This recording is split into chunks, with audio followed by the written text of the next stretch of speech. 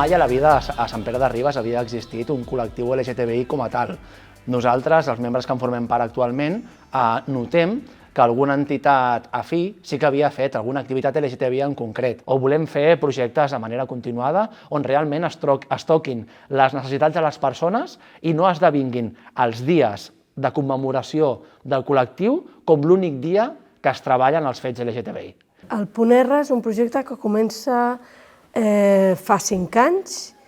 I a través de voluntats personals i necessitats reivindicatives ens vam ajuntar 3 o 4 persones que teníem afinitat, que ens havíem conegut. Intentar que la gent del poble vegi que és una entitat oberta, que volem integrar tothom, es fan xerrades per gent del col·lectiu, però volem que participi gent que no forma part del col·lectiu. I a buscar aliances, a buscar aliats, a buscar suport, perquè hi és aquest suport, el suport feminista, el suport antiracista, el col·lectiu trans.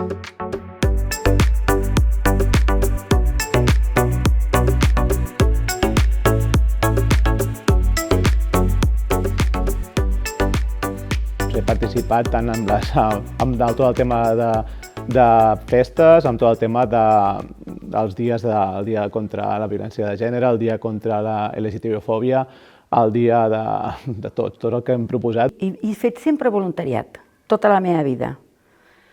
Us puc dir que quasi no he treballat i he fet més voluntariat que feina. Tinc molt clar que dins del que pugui vaig molt mancar de temps, però vull continuar treballant perquè crec que és necessari. I quan veig les notícies, veig que encara és més necessari. El que no ens poden dir és que el que no puguem viure de forma lliure i de forma plena recaigui en la persona. No, no recau en la persona. Recau en un sistema. I llavors, a través d'aquest sistema, ens hem d'agrupar, ens hem de fer fortes i hem de dir que el col·lectiu LGTBI està aquí i ha vingut aquí per quedar-se.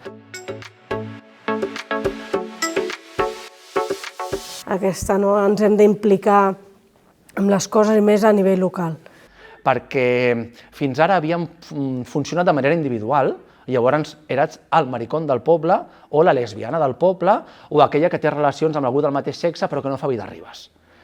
Clar, arriba el Punt R i ho trenca tot. Però hi ha un referent LGTBIQ+ al municipi i passem de ser el maricón del poble a l'associació LGTBI del poble.